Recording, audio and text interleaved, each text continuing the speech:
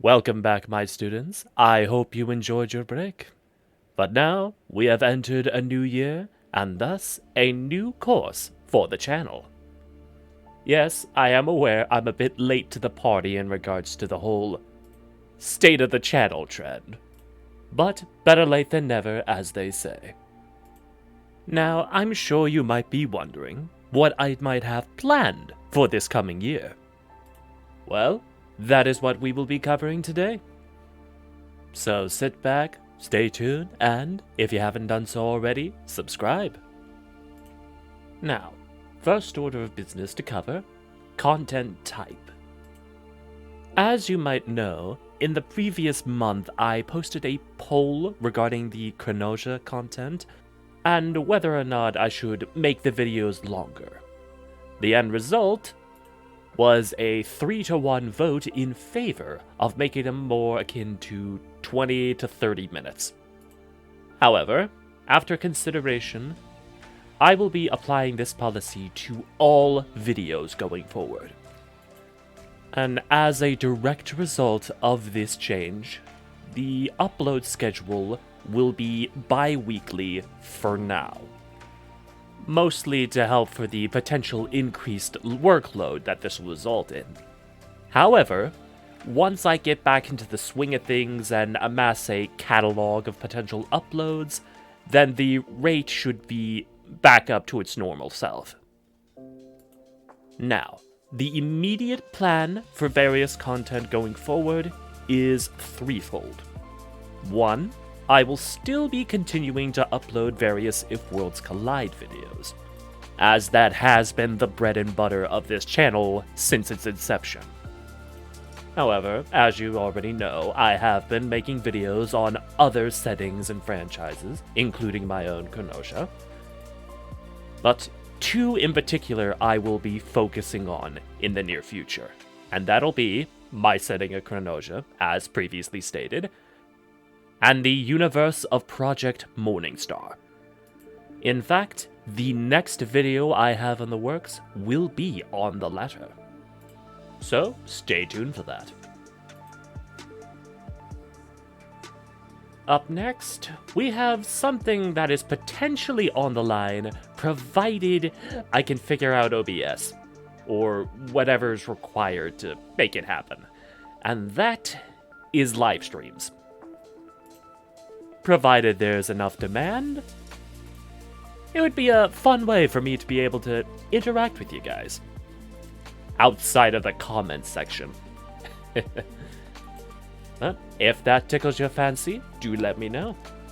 I do have a few games in my library I could live stream.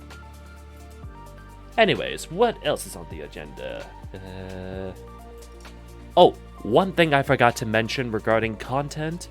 If there are any requests for a particular franchise you want me to cover, do let me know.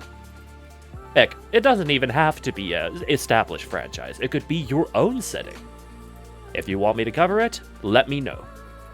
Be it in the comments, or if we're on the same Discord server, you can just hit me up. Anyways, I do believe that covers what I have planned for the near future. All that's left is the Q&A. For context, in a previous post, I did ask if you had any questions you'd like me to answer, and lo and behold, there is one inquisitive student whose curiosity shall be sated.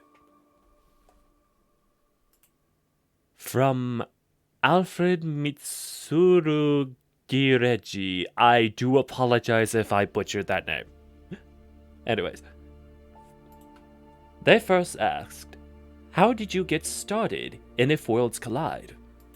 Well, to be honest, it's quite simple. One day, a couple years ago, I was browsing YouTube. I saw a video by Narb Marks that was introducing the game. This was back during Games Workshop's first fan animation purge, so I was looking for alternate games to get into, or at least settings. So, I found it interesting and decided, why not? The next question they asked is, have you got miniatures for your factions? Maybe made by kit bashing or something like that. For my faction specifically, I do have some for 2 of them.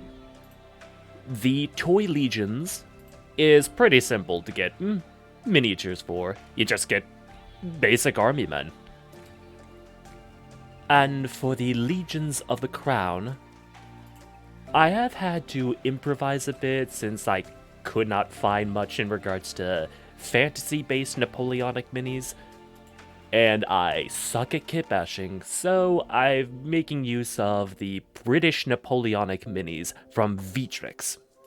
They're a store that specializes in historical miniatures. I'll leave a page in the description below, along with the link to Narb's video if I can.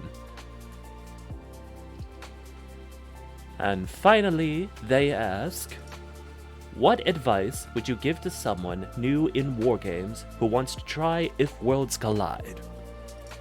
While going by Rule of Cool is certainly a valid take, I'd personally recommend prioritizing more beginner-friendly factions.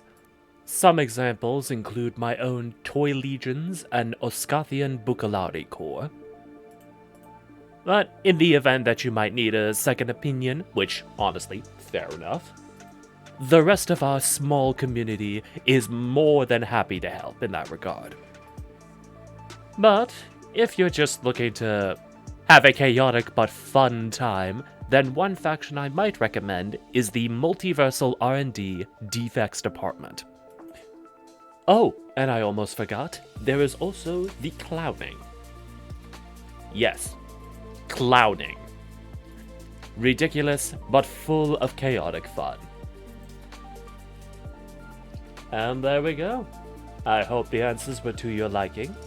And to everyone watching this, thank you so much for sticking by me this long. And here is to what I hope will be a successful year. Thank you so much for watching, and I hope to see you next time.